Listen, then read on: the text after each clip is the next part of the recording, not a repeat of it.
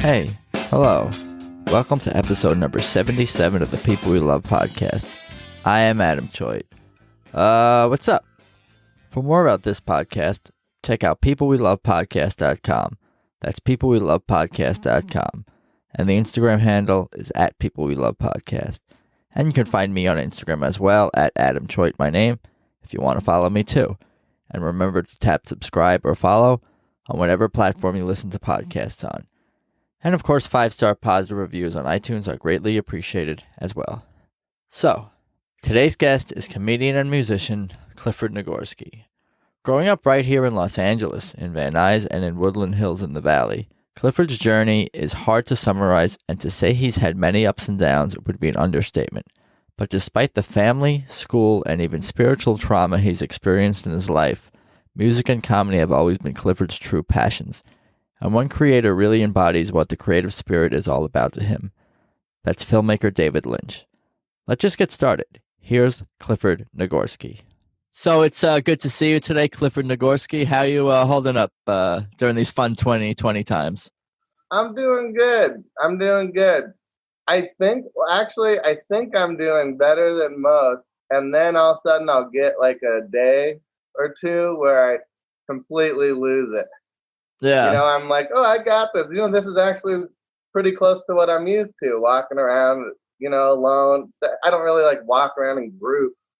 It's not like I'm out and hanging in groups all day.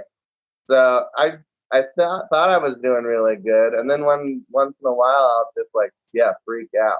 Like, oh my God, what the fuck is happening here? Yeah, when you say freak out, it could be anything. It could be some sort of emotional outburst. Is it a feeling of emptiness? Because that's kind of what it's like this strange feeling of sadness and I guess emptiness that we can't be social. We're social creatures, and we're not really able to be that fully. It's almost like becoming aware of the fact that you're in hell. And that's how I feel. Like, I'm like, oh my God, this is a fucking living hell. This is horrible. This is dangerous. I look around the streets. I'm like, this is dangerous. Look at that idiot driving. That guy's a moron. He's driving a car. Like, all of a sudden I'll realize what chaos we're in. Like, I'll just start observing people. Like, oh my God, is that guy really staring at his phone and driving, his truck? What is happening here? We're all left to our own devices. This is insane.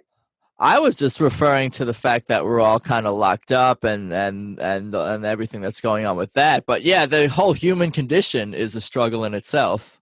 Yeah, I tend to do okay with this not being social. I've had times in my life where I just spent, long periods of time alone. So it's not so much that for me as much as what this suggests, what all this activity suggests. What really worries me is it drives me wild is what all of this suggests. I'm always worried about the next 10 steps. What's next? Been watching this.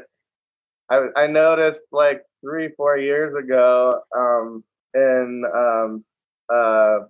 during Fashion Week, a bunch of designers were incorporating all those masks, the medical masks, and I thought it was so fascinating. And I'd go downtown, and there would be all these cool looking designer masks, and I was like, that kind of bothers me because the fashion world is really good at predicting the thing that we're gonna see in the next 5-6 years, even sometimes up to 10. So I was like, that's disturbing. So right now with everything that's going on, I'm like, that makes sense why it was really hip to I get worried. I get a little bit on the conspiracy side of things where I'm worried that this is we're kind of being led in a certain direction against our will. You can't. There's no doubt that whether things are created by the powers that be certainly take advantage of whatever is going on in the world, whatever the dramatic things are, or the whatever the case may be.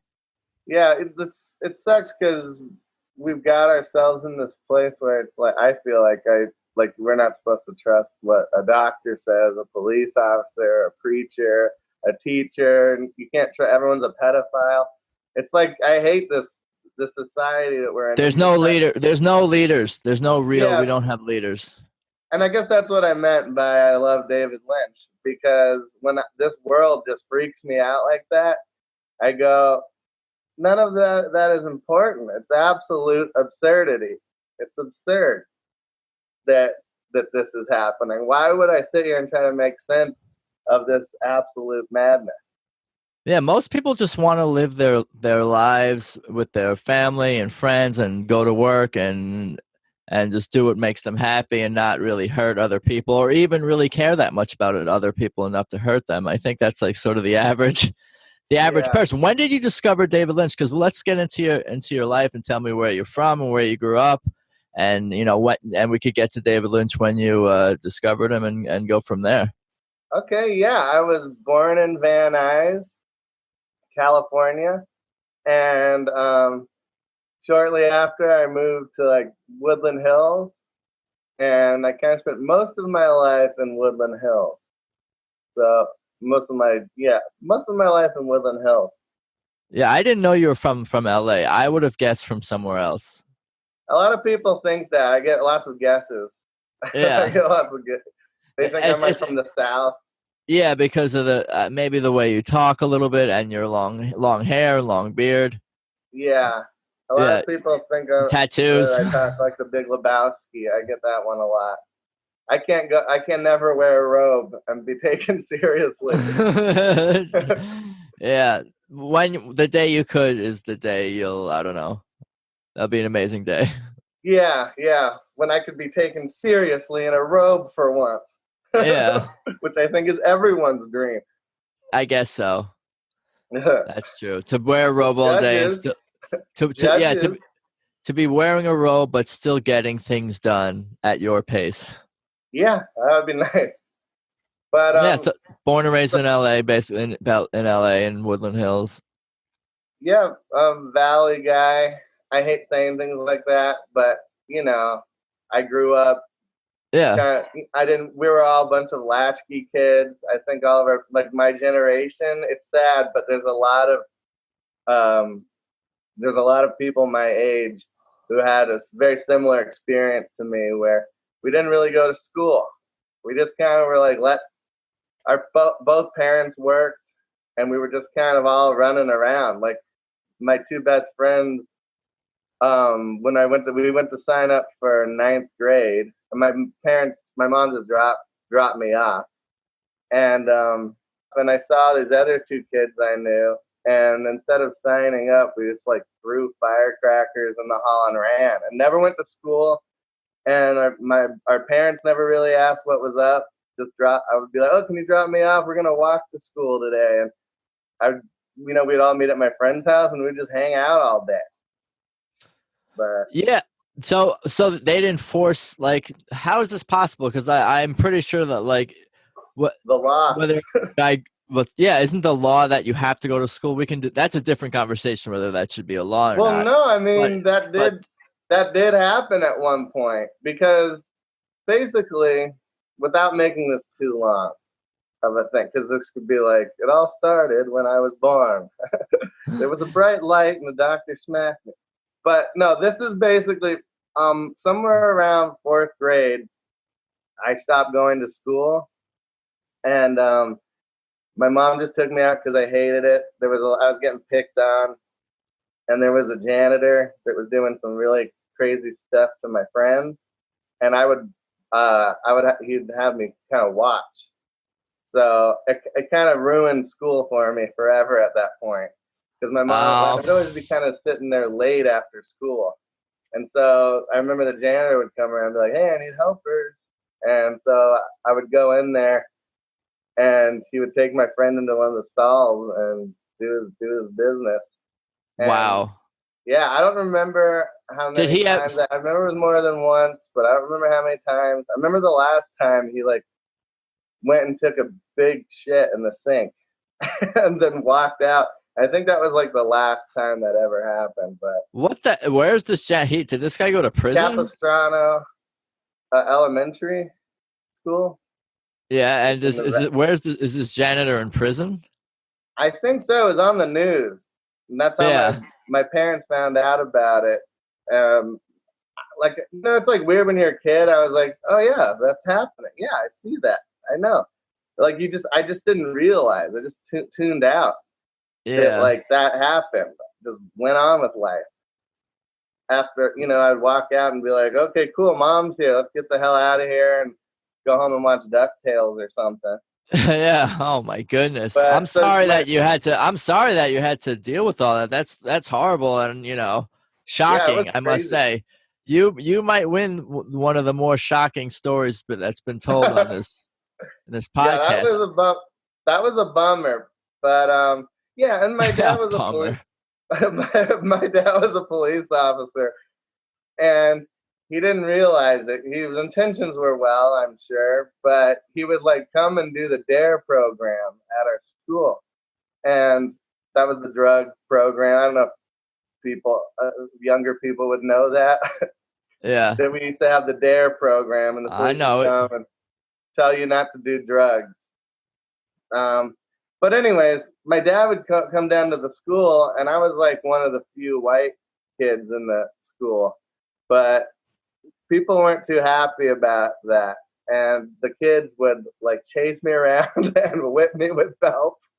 So it was like a nightmare. That and then the janitor. I'm like, It was you I'm and out of here. I'm done with school. We're not doing this. so this was not a good public school, and you were No. not, you were with what, Hispanic kids, black kids, where Oh, what was mainly Hispanic. I yeah, live right in next LA. to Canoga Park, so it was Yeah. weird, and it was not pretty. I tried to re-enter school again, and later in life, like around it was around ninth grade. I attempted to go to Canoga High, and that was like pretty much all Hispanic, and some guy like tried to stab me in the neck with a pencil. I got the shit kicked out of me. And did you So make I it? was like, I'm leaving here too. I'm done with fuck school for Yeah, life. I hate school. yeah. And you weren't able to make any friends in any of these schools. It was you had Not no chance. really. And after that incident where the guy tried to stab me, I went to a school called El Camino Real, and that's more towards Calabasas. And I went to that school, and I didn't really like it. But I knew one kid because I was raised Jehovah's Witness, so I knew another kid who was Jehovah's Witness who went there, and we were like the kind of like shitty Jehovah's Witnesses. So we were like buddies and would like get into trouble and stuff. But Yeah.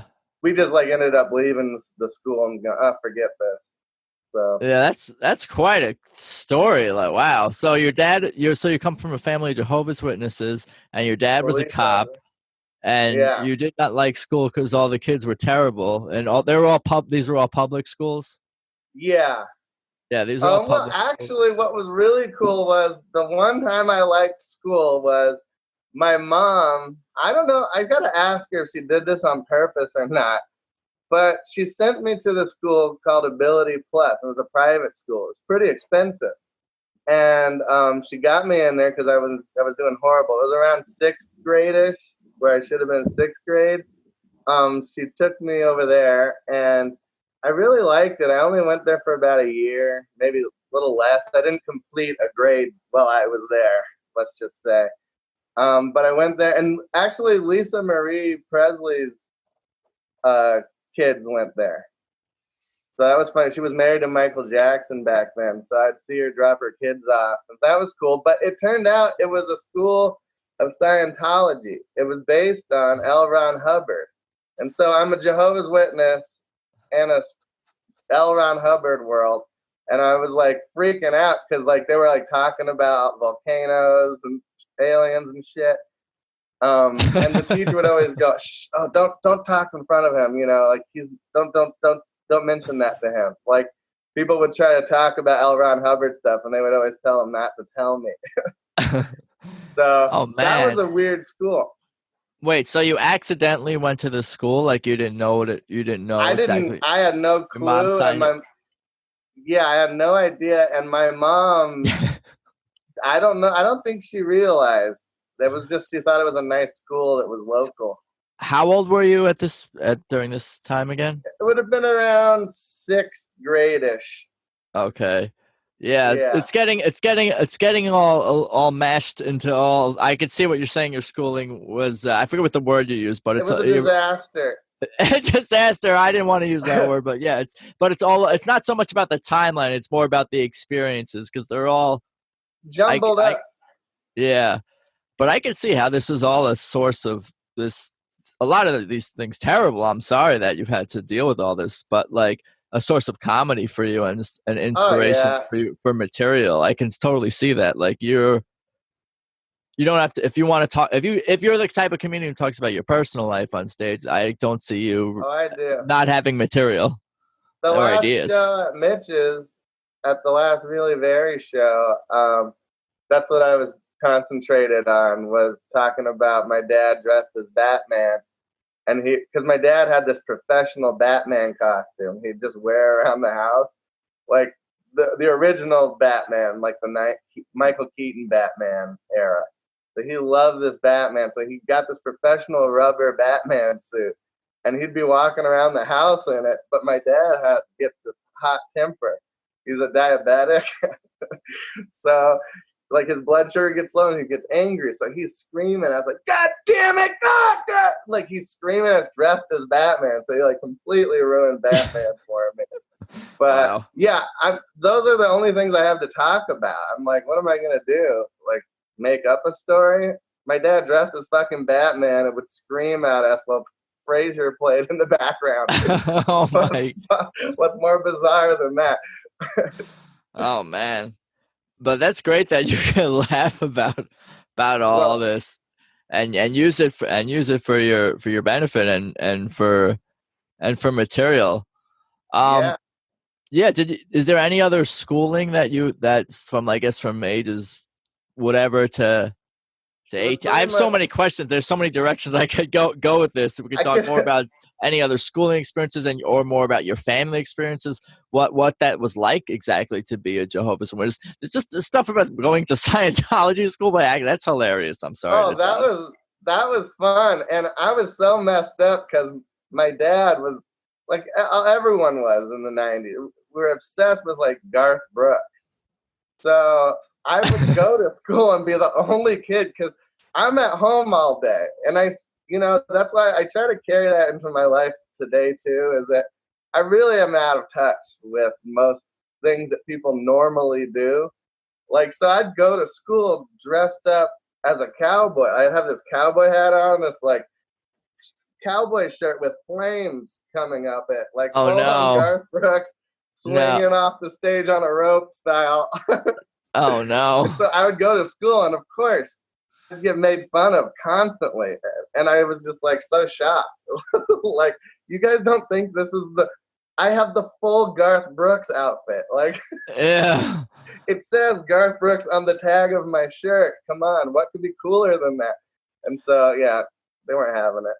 When did you realize that might not be the hippest and the smartest thing to do? I don't know. I met a buddy, and he was from Florida at that school. I met one kid, and his dad was a rodeo. He rode in the rodeo, so he got it. So he was like, "Cool, man," but he was like really good at skateboarding.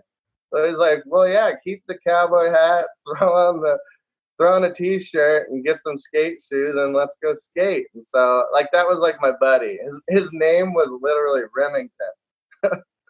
My boy. Yeah, so he thought you should just go with the look. He's like, just be Garth Brooks, just tweak it a little bit, but be you. You can still be Garth Brooks a little bit, but be a skateboarding Garth Brooks. Yeah. That's awesome. I always in my life have had usually like one sweet little soul that will find me and justify everything that I do, my entire life path, everything, all my work. And it's like, I love that. That always comes along just when I need it. Yeah, so, that's great. Thank you, Remington, if you're out there. It's good that you're able to notice those people in those moments for sure. What about David Lynch? When did you discover discover his movies and his work? Pretty just about that time. My mom, you would think that we would be strict about things like this, being like raised Jehovah's Witness. I was born into being Jehovah's Witness, by the way. And my mom would let us watch the most extreme horror movies. So she brings home like, Blue Velvet, and I'm watching that, and I was dying laughing. I thought it was funny. Like, I guess David Lynch's his sixth sense of humor is just beautiful to me. It's like my favorite thing. Yeah, so Blue Velvet when I was around like in sixth grade ish. But before that, my mom would watch everything with us. The Shining, like our whole lives. There was no, hey, the kids shouldn't watch this, unless it was like a really sexy movie. But if it was just violence and horror and demons, I was allowed to watch it. Yeah, that's not that weird for I guess Right? American families. People don't Yeah. care as much about violence. What were some of the? We'll get more into David Lynch, but what were some of the limitations, or did you even notice there were any limitations of being raised Jehovah's Witness? Pros and cons. It was ridiculous stuff. It was like, again, this is why like there was no like core logic in my life where there was like, oh, we're Jehovah's Witnesses, so this is a list of things. We don't watch horror movies, but some of the restrictions were, yeah, my dad didn't like it when we would watch MTV. He didn't. Oh, he. My mom would always like let me have like really cool haircut, and like back then, like 94 ish, it was like cool to have like bleached and combed back hair. Zach Morris, you don't get cooler than Zach Morris. Not really, so, no. Still, you don't. But anyways, I had kind of longer hair, and my dad's like, "Oh, I'll cut your hair. You got to cut that." He didn't like it. They call people who aren't Jehovah's Witnesses worldly, which sounds like a compliment, really. Right? Like, oh, I would love to be worldly, a man of the world. I know the world. I'm not just like, living in a little weird religious bubble. But what do they mean? What is that word? What is the intention of the word? What's a better word? I guess that they're of the world, the system that Satan currently runs that's going on out here. Yeah. They kind of believe that they're in the, they're following God. I'm trying to think of words to explain to translate, because I can't be like the faithful and discreet slave and like use all these weird terms that but they basically believe that they're tapped in to God, and they're like, this is the way. They've studied the Bible, they figured it out. And if you're basically of any other religion, or you're just out, you have no religion, you're just of the world, and you're a part of this demonic Satan-run system. Yeah. Well, maybe all the righteous people from all the different religions need to get together, and then we can take down Satan. Yeah, that's what I'm thinking is happening right now, because you get the Pope in there. He's been like, oh, yeah, maybe the Jews aren't so bad. he's always nice to hear say things like, hey, maybe we shouldn't, as long as they love God, that's the point. Yeah. That's kind of interesting, because it's like a Marvel movie kind of right now. I just want people to be peaceful and tolerant, and tell me more about like the Jehovah's Witness stuff, and what was it like? Was there anything that you enjoyed about being part of that faith? Are you still are you still officially a member or active or anything like that? I'm not on paper an active member, or whether it's considered a publisher, like someone who goes out and like goes door to door, right? And you got to put in a certain amount of hours. And I remember when your hours start getting low, it's like, hey, did you get any hours in this week, this month? And I was like, not really. He was like, are you sure? Did you even like just talk about God with any of your friends or anything? And I'm like, yeah. He's like, oh, so I'll put you down for like an hour. And like they would like, it was like really important to keep you as an active publisher. Yeah. So I'm not considered an active member. and I'm not currently disfellowshipped to my knowledge. But disfellowshipping is when you are not living within those guidelines, Bible, you're not following Bible principles and guidelines, and they deem you to be bad association for the congregation. Like, don't hang out with Cliff. He masturbates. You're not allowed to do that? You know what's so funny? There's this book called Young People Ask. We can talk for hours at this rate. I know. But yeah, there's a book called Young People Ask, and there's a portion of the book where it's like, is it okay to masturbate?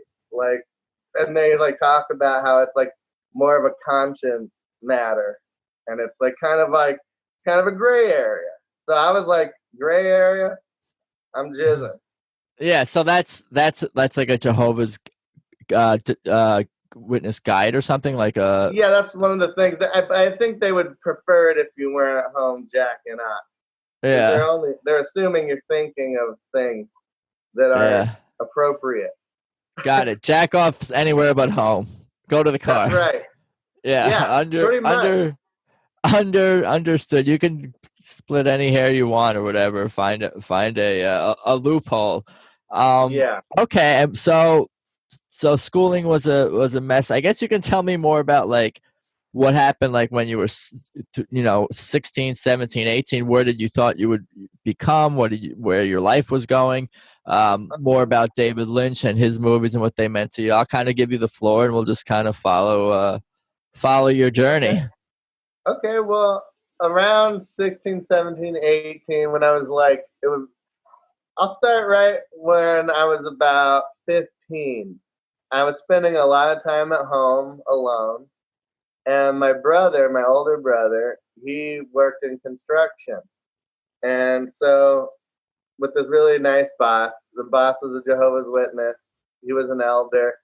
He's one of the people I've respected most in my entire life, even to this day. He's never done me wrong in life. But, you're talking about your brother or this guy on the construction site? The guy he worked for. Not your brother. Not my brother. I love my brother very much. And my brother has done great things for me until he started doing heroin and meth. Oh, no. I'm sorry to hear that. So now, it's hard. It's hard with him. But this guy, he'd be dropping my brother off at the house after work, and my brother was like, hey, do you mind if we stop and get Carl's Jr. on the way home? He's like, my brother hasn't eaten all day. Because I'd be home and not have eaten anything. So the guy just felt really bad, and so he's like, hey, you want to come work for me? And so I started working for him, and because he was bringing me food, and he's like, man, this is a bummer. Let's get this kid out doing something, learning something. And he really shaped me as a person and like taught me how to work really hard. I did construction with him till from about 16 to 20 or 15 to 20. And he worked on all celebrity homes, which was awesome.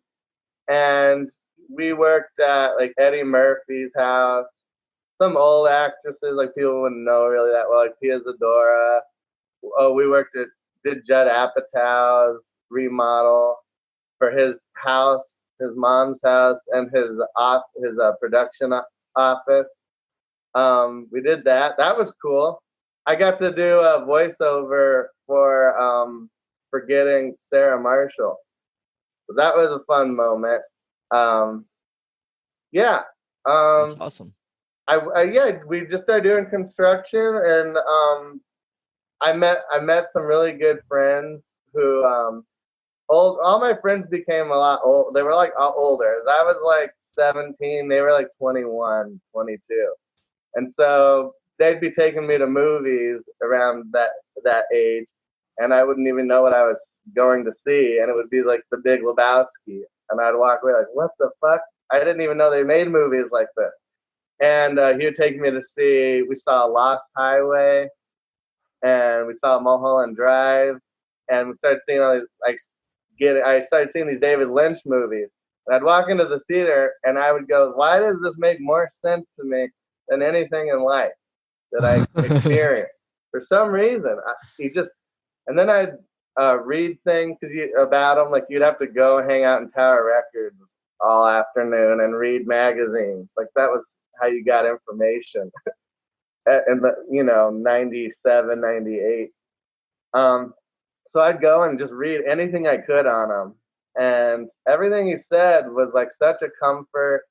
And I don't know, I grew up like, because I wasn't in school, I came from a pretty musical family.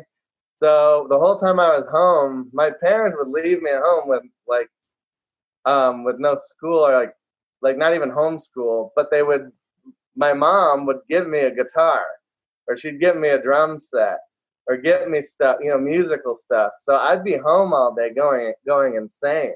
I like created my own universe where I don't even know what was happening. I was like running, playing drums feverishly and running into the living room and jacking off to like Murphy Brown because that was the most attractive woman I could find on cable that day.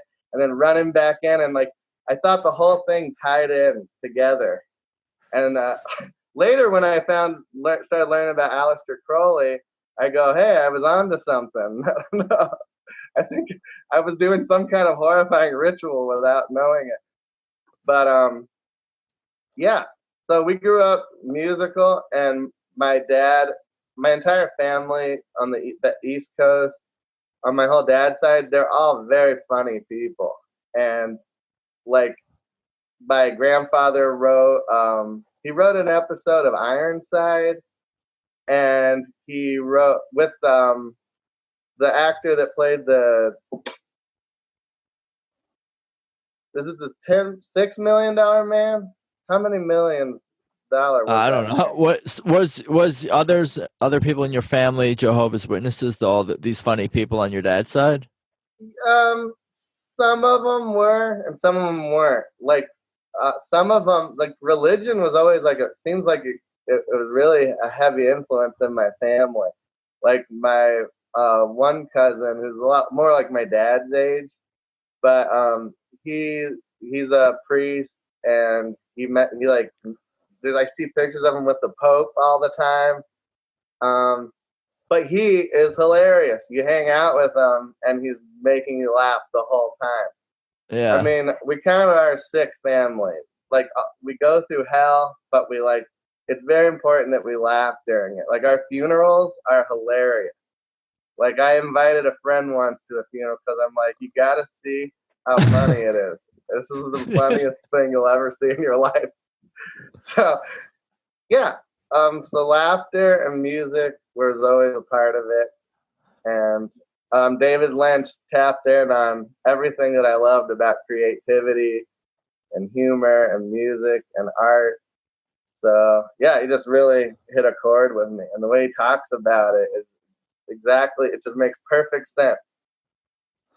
There's so many directions I could go, and it's so many places and so many things we could cover. But just tell me more about like maybe your early 20s and maybe when you discovered comedy, I guess, and the idea of doing comedy. How did that become a thing in your life? Doing stand up and performing. I just grew up with like I said, with our family worshiping comedy, and comedy is just a way of life. If you go to Disneyland, the whole thing is a joke. Everything we do is a joke. So I hate to say things like this, but I guess a lot of comedians have this story. Most of their friends find them to be fucking hilarious. I go and hang out with my friend that's like, Cliff's here. Everyone's excited. I somehow lived the last 9 years without having an actual job just because I have like really good friends that always like kind of make sure I'm taken care of. And they give me well, see, most of my friends are pretty successful, so they can do things like, I'll pay you $100 an hour to come over here and like rake the leaves off my roof, and yeah. like they'll just do things like that to keep me going. You are the But ultimate freelancer, my friend. I know it's very disturbing. I'm making some money, like $75 a week from one buddy just to update the Instagram for the music studio. Like I have a bunch of just weird little things I do, to kind of break even and keep in the art game to where I'm Yeah. doing 86% creativity and the rest whatever I have to do to get back to work. That's honestly like what seems to be a recurring theme with a lot of guests that I've talked to comedians, and even in my own life, the idea of like not letting whatever your day job and wherever you're making your primary source of income from, not letting that like destroy your hopes, dreams, goals, aspirations, Yeah, true creative passions, and striking that balance and being conscious enough of that battle to make sure that your creative aspirations don't get away from you, and you're doing the right thing, yeah. man. Thank you. Yeah, I don't know that there's anything else. I tried to do other things, like when I was doing the construction. Was married. I was married. I got married really young, like 20 to 30. I was married, and like because I like fingered the girl I was dating, and the Jehovah's Witnesses are like, you're getting married, right? And I was like, I wasn't quite planning on it, and they're like, Oh no. you're getting married, right? And I was like, okay, this is fucked up. And they disfellowshipped me, and then I like was disfellowshipped, and I was like, I went down a wild path of not believing in God. I I don't even know where I'm at now with it, by the way, but A lot of people are confused. it It's should hard be. to You know what the should be truth is with confused. this. Yeah. What asshole knows something? What asshole got the answer? Yeah. I don't Hmm. know that anybody. I think that. Well, never mind that because that's like another 20-minute thing. But where were we anyway? Oh yeah, I got this fellowship, and I was married, and I did construction, and then I started losing my mind as I started approaching 30, and I was like at the job site sweeping, and then I would just like get drained of all life, and I just like I would have to fall asleep. I'm like, something's wrong. Like deep down, I could feel that I was on the wrong path. Like, and I knew I had to like escape. It was like crazy. I got a divorce because I was on a walk with my wife at the time, and I was like, I gotta concentrate on my art. None of this makes sense. I suck at construction. You don't want me doing anything on the job site. I started drinking on the job and just becoming a shitty mess. I'm like, this is just a waste of everyone's time. And then she's like, I just don't know. I don't think art music is your thing. And I'm like, oh no, I can't have anyone say that to me. And Yeah. so I I'm got a sorry. divorce. I left that day. It was our anniversary, and we were on a hike. And my brother OD'd that day earlier, and I wanted to see him. And she was like, I knew you'd find a way to ruin today somehow. And so I was really upset about that. And then we went on this She was hike. I upset that didn't go you see, huh? because you wanted to go see your brother. Yeah. And so she was fucked up. But Yeah. that needed to be over anyway. But yeah, so we went on For a the hike, best. and then I told her about that because I was starting to get really concerned about my future.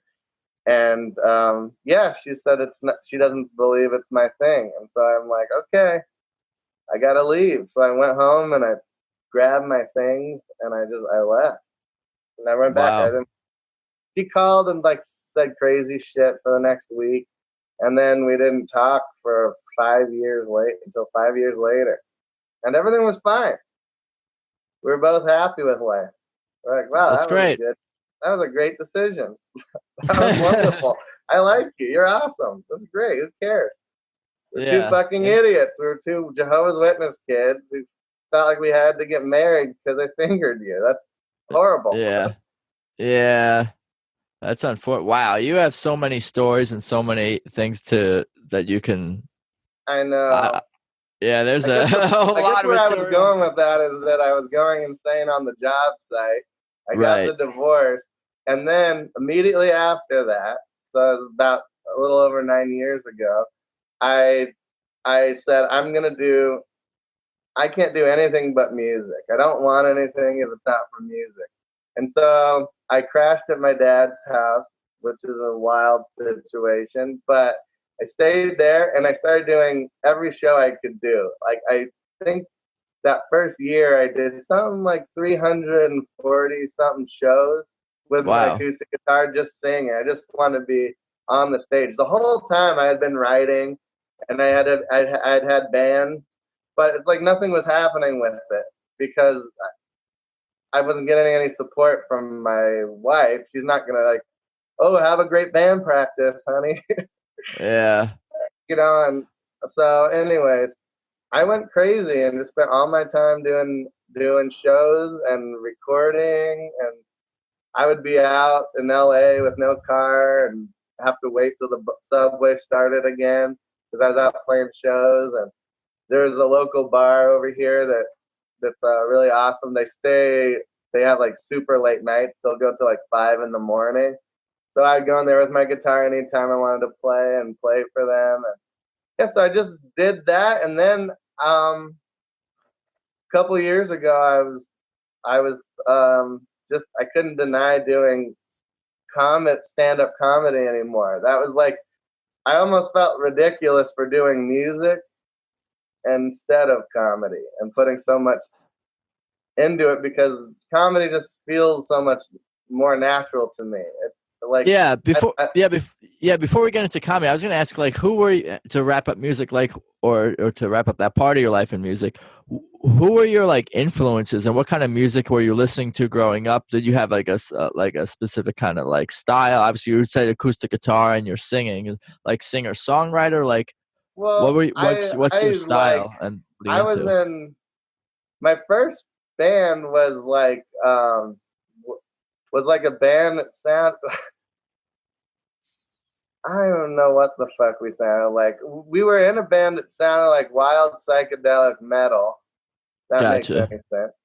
Sure. Like the Pink Floyd of metal kind of vibe, like spacey and gets really but hardcore. So I was doing that, and then I guess I really just like the Radiohead. I'd say Fiona Apple and Nina Simone, Deftones. I love that singer very much. Um, yeah, I listen. I just listen to everything anything I can get Gotcha. my hands on. Yeah, like my dad, like a lot of like Marvin Gaye was big, really big and important. Stevie Wonder. I was actually Stevie Wonder is actually is an acquaintance of mine. My best friend in life, his uncle is Stevie Wonder. So we've Wow. known each other. Me and him became friends right when I was 14, 15. And yeah, when we turned 16, we're the same age. We would go and run errands. Like we'd go to the studio and like pick up food and drop it off to him and stuff. And it was just really cool being around him and getting to Wow. meet him. And we went to Hollywood Bowl, and I got to meet Gary Shandling backstage after the Stevie Wonder concert. It was yeah, it was really cool being around like that family so young and watching somebody that great and seeing how they live and learning about like how they live. It's just interesting and being around Judd Apatow. And I ran the job we did Damon Wayans' beach house remodel, and I ran that job. And it was crazy. It was fun to see. Like I could see Judd Apatow's house. I could see his studio. I was looking at all these cool posters. My favorite comedians in the world come from Mr. Show. That was my favorite show growing up. I mean, me and my brother would cry laughing watching Mr. Show. And I'm in Judd Apatow's office, like in his office building, and I'm looking around, and he's got pictures of Bob Odenkirk and there he is with David Spade and Adam Sandler, and they're just all super young, and I'm like, oh my god, this is amazing. Like, this is how you behave. This is what you do. This is how it happens. So it was really interesting, kind of getting the behind the scenes look. Yeah, yeah. I forget that you're from LA almost, because your life has so many twists and turns that just like in terms of just rubbing elbows with celebrities and public figures. This is a hotbed for that, of Yeah, course, in LA, I mean, and grew up in it. my family was really close with the Jacksons. Michael Jackson went to our church, my Jehovah's Witness church in Van Nuys, Right, and because I would see him they were Jehovah's skateboarding Witnesses. in the parking lot. He'd be out there skateboarding, and everyone would be like, "Ooh!" And yeah, it was weird. My aunt dated Michael Jackson. It was the weirdest. It was so weird, and so his whole family was pretty cool. Like all his like nephews and nieces. I know all those people. So it's like, Yeah, yeah, it's weird. You that's kind of that's wild. Yeah, I was there and got to meet Quincy Jones because I went to I was pretty close with Stevie's mom. So I went to her funeral and she passed away, but it was just that was an incredible experience. I thought I'd been to church. Have you been interviewed for other documentaries or content or movies or whatever the case may be about Michael Jackson and about the Jacksons? No, not really.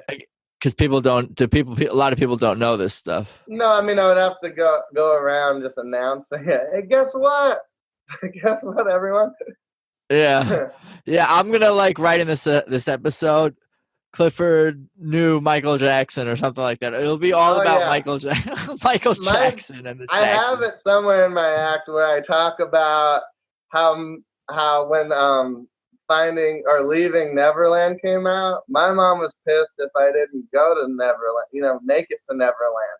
Our moms were like, please go play with Michael. Yeah, go. And like we would go to like the birthday party, and then he would be leaving like all right, I'm out of here. You guys, we can all roll to my house. And my mom would be on the way home, like looking in the rearview mirror at me, like, what? You blew it, man. You missed Neverland. Oh We man. got to get you in there. But that was the mentality, though. Like, was my mom trying to get me molested? I don't think so. But No, I hope was not. I don't think so. you never know these days. No, she wasn't. I'm sure of that. Anyways, I think they were just trying to get them to hang out with celebrities. Like it was like, oh, get in there. You're a funny little guy. Go do some dance moves. Did you do the Home Alone thing? Like it was funny how people would behave around those people. I bet it was Celebrities. something wild to see. So we can go. I mean, we could I really talk know. about. There's so many things we could talk about. Wow. I But why know. don't you tell me? You were telling me about getting into comedy, and like Okay. you were like decided to quit. Why not comedy and music? That was my other question. Like, why does it have to be one or the other?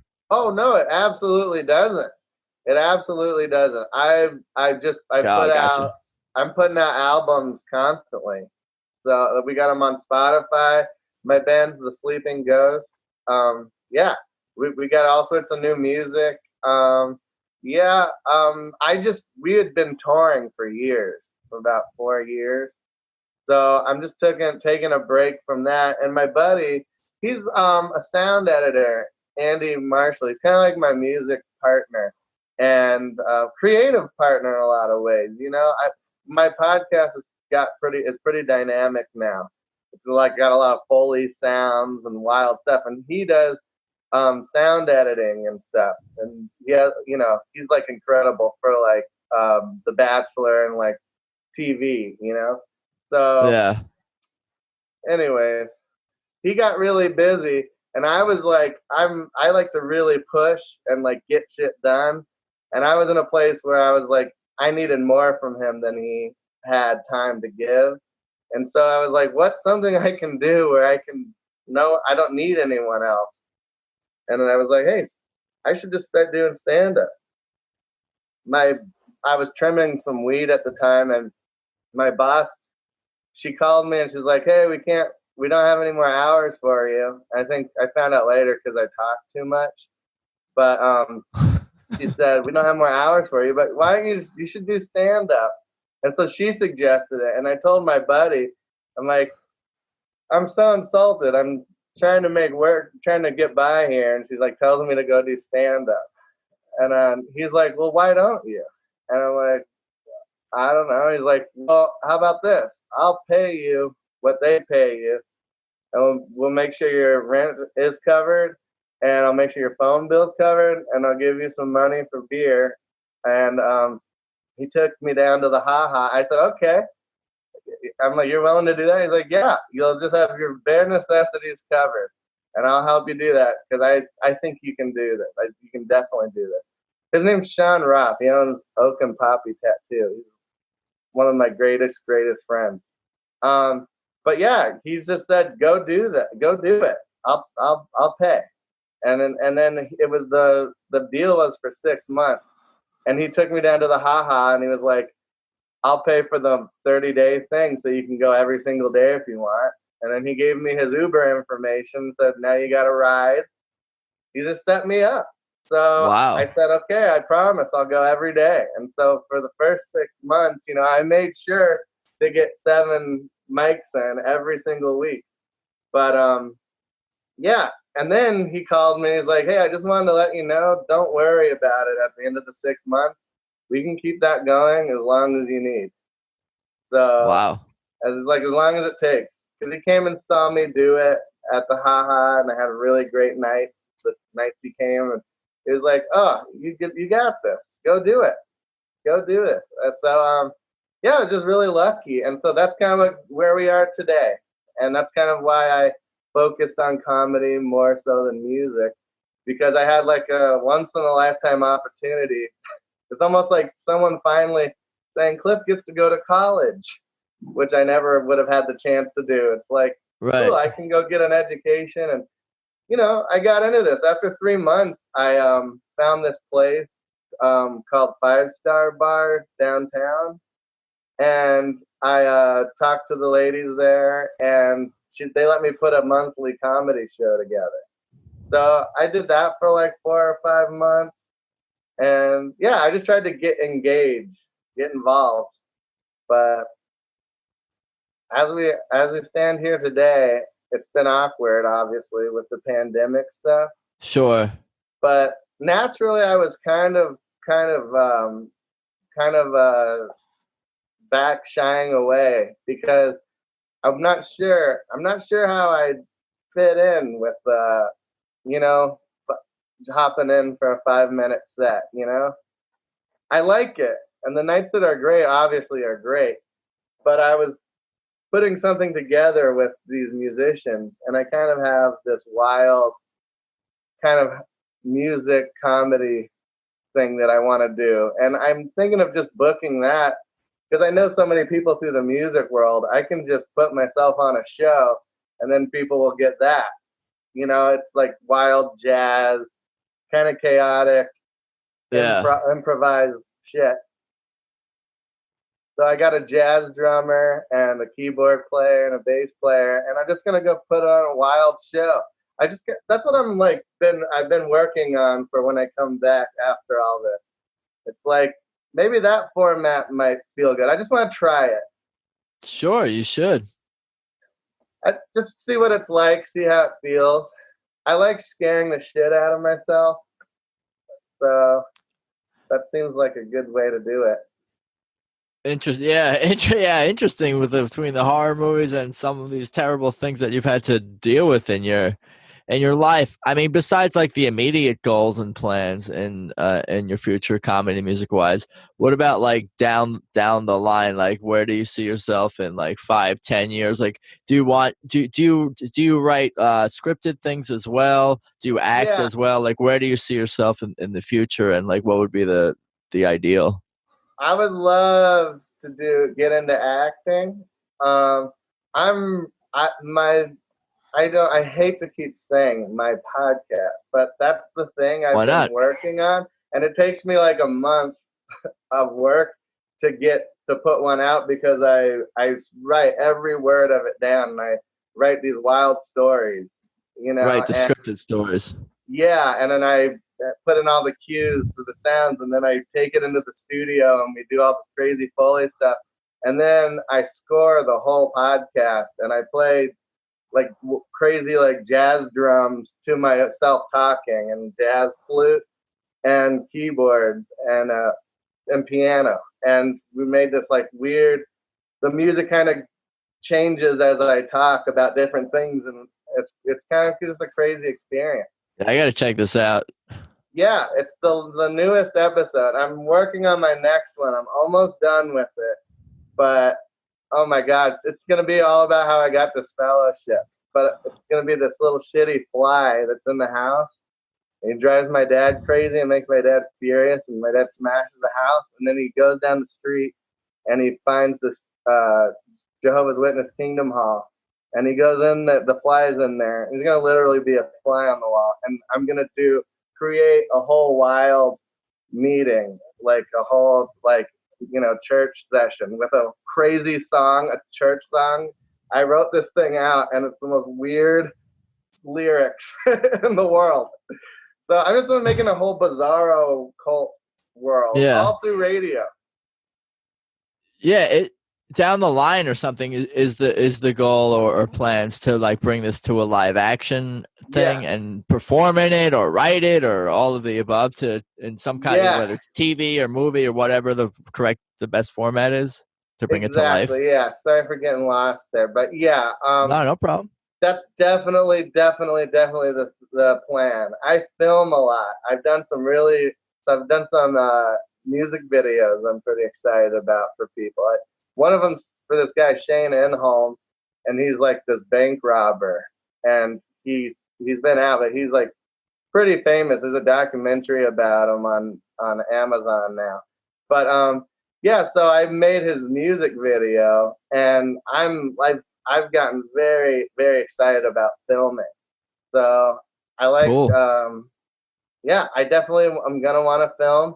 I've got a script written for a show that I'm really excited about. It could be a show or a movie, but I've got the whole concept and the first at least 30 minutes, 30 minutes written out. But yeah, that's what I'm really excited about focusing on is writing. Awesome. One more question, and then get into some plugs, and I'll let you enjoy the rest of your afternoon. Have you met David Lynch? And if you haven't, and if you did, what would you say to him? If you had lunch with the guy, what would you tell him? What would you ask him? I mean, maybe you have met him. Who knows? Oh yeah, I met the man. I'm a firm believer in go wherever it is you want to be involved. Show up there. Yeah, why am I surprised that you met him? Why would I be surprised based on your life? Yeah, I just put myself. My buddy Sean, who helped me out with starting the comedy stuff, he took me to the Festival of Disruption. So I went there, and that was like a 2-3 day event. And there's like all these cool bands that played. Bon Iver played, and you watch his movies and you get to hear him interviews, and he's talking all about his art and all these cool actors. There were some really funny comedians who showed up. So I went there. I didn't get to meet him. I met his son, but a couple months later there was a book signing, and I went to that thing, and I waited in line, and he was so sweet. I got up to him like, I've been meditating for a year just because of you. And he's like, keep at it, champ. And that made my day. That was that was the whole interaction? That was my whole interaction. I know we thought it was going to get juicy, but. Yeah. But you had seen him speak. You sounded like you saw him speak at that event, that convention before. At both events. So I've gone to hear him speak twice. And the other thing was a 2-day thing, so I got to hear him speak a lot. And it's funny with him because he says a lot of the same stuff. There's like a David Lynch masterclass that came out, and I'm like, I've read all of this already. It's in every interview. It's who's Yeah. paying top dollar for this? Yeah, I mean, I do copy and paste the introduction that I use for the description of the podcast, and I use the same phrases over and over again in my life. So, Yeah. I feel like we all kind of do that, whether we're public figures or not. We kind of say the same phrases. I'm trying to work on that a little bit for this even. I mean, I guess everybody for him especially has the exact same question. Like, what is the meaning of this movie? And he goes, it's up to he's got his your imagination. Right, he's got his prepared responses to deal with it. That won't be annoying no. them. Yeah, they're like, oh, thank you, I appreciate it. Yeah. Oh, and then everyone goes, ah. Yeah, he makes people feel like they're, he cares enough to give you a real response, which is nice. Yeah. I love everything he does. But yeah, so I didn't get to meet him, like hang out with him. But yeah. His son is really cool. He's really into metal. He was DJing on the roof, and he's like, "Oh, you'll probably like what I'm gonna play." And then he like plays like he's like really young, and he like plays like all his Metallica. Yeah. I'm like, well, I do like Metallica. Yeah. I'm not thrilled to hear it right now. Yeah, he's like a long-haired guy from the 90s. I'm putting on Metallica. Yeah, you're going to love this. You're going to love this Candlebox album. Yeah. So why don't you tell people where they could find you, follow you, any other projects you're working on, and just go for it. You could find my podcast on pretty much anywhere you stream. It's called The Clifford Nicgorski Show. You can find my music same way. Anywhere you stream music or stream anything, you can find the band's name is The Sleeping Ghost. You can find me on Instagram at The Sleeping Ghost. You'll figure it out. And other than that, you won't see me many places, not with these masks. Yeah. I miss stand up. I miss it. Those were the days seeing shows. But again, thank you for your time. I appreciate it. Amazing stories. I hope that your brother and your family are okay or doing okay. Me too. Wow. So many things to unwrap and unpack. I'm going to be processing all the things you told me. Sorry for going nuts on too many topics. I'm like, no, I love it. I don't even know how to answer that question because it's so complicated. No, I appreciate the honesty and everything, and I'll let you enjoy the rest of your day. Thank you so much. You got it. Take it out. You got it. Later. Bye. So there you have it. My conversation with Clifford Nicgorski. Wow. What is there to say? I just really appreciate Clifford sharing all those stories with me and for being so honest and forthright about everything. If Clifford ever wants to wear his Garth Brooks outfit around, that's fine with me. Anyway, for everything about this show, of course, head to peoplewelovepodcast.com. And I think that's about all I got for today. I appreciate you guys listening. Thanks as always, and let's talk soon. Peace.